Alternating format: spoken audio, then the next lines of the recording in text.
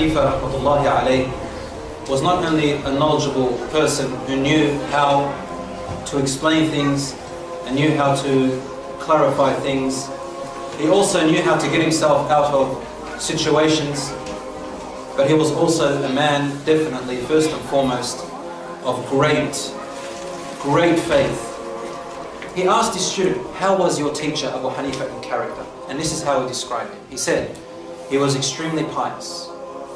He avoided forbidden things all the time. He remained silent and absorbed in his thoughts most of the time. So he didn't speak much unless he had to. He answered questions only if he knew the answer to them. He was very generous and self-respected. He never asked a favor from anybody in his life. He shunned the company of the worldly-minded people. So he didn't like sitting around people who talked about money and houses and property.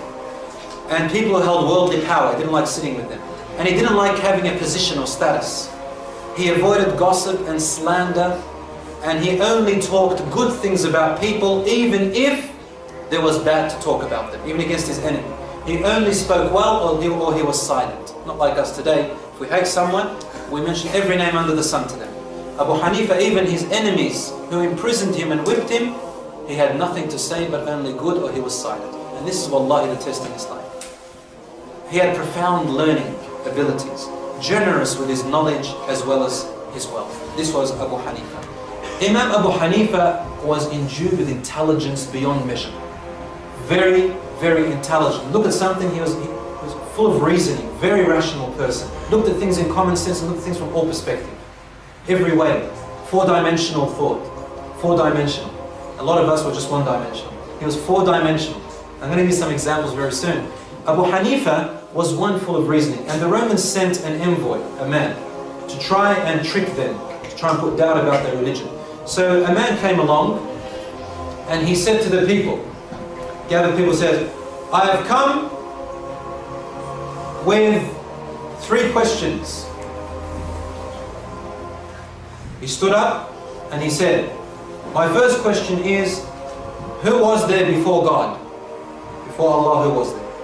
And then the second question, right now Allah is facing in which direction? And number 3, what is Allah doing right now? Ebu Hanife was only about 10 years old or 12 years old that time. No one could answer, so he said, let me answer, Father. So he came up and he said to him, as for who is before God, we know this narration. He said, count from 10 backwards, and he counted until he reached 0. He said, what's before 1? He said 0. So what's before? He said nothing. Don't give this -1, -2, that's actually a number. 0 is basically the end. And he said, what's before 1? He said nothing. He said, so the Lord of the worlds, the glorious Creator, how can He not be the beginner of everything when in actual common sense and logic, you count backwards and you end up with 1 and there's nothing before that. Then he asked him the second question. He says, what about God? Where is He facing? In which direction is He facing now? He said, if you light up a candle, what do you see? He said, light. He said, in which direction is the candle light facing? He said, it's not facing any particular direction. Light is facing everywhere. Right? Facing any particular direction.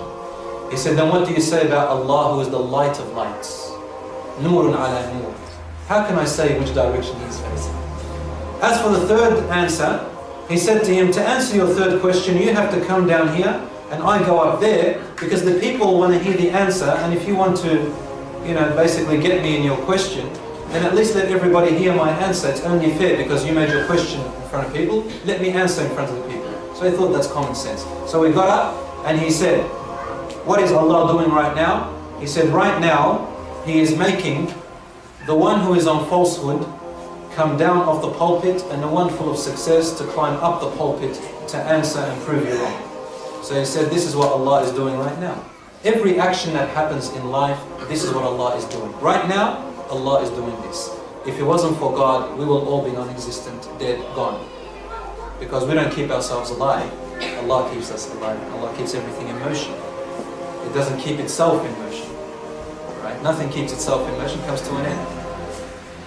Imam Ebu Hanife was also asked about how can you prove God's existence. As a child, he said, well, if you had a ship that was sailing in the sea, and it had no people to steer the boat, no people were paddling, no sails, no propellers, nothing, just a piece of boat in the sea, and you wanted it to sail from one direction to the other and reach that destination.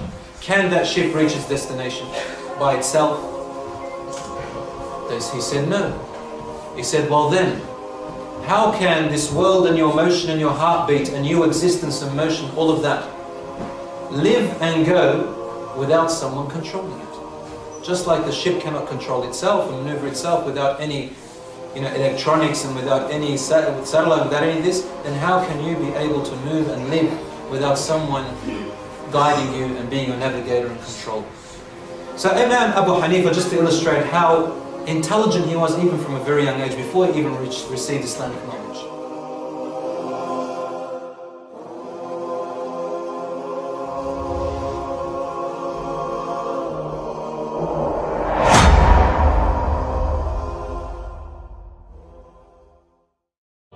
داري يا نور هدايا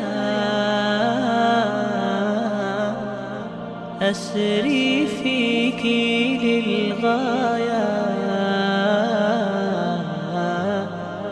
أتلو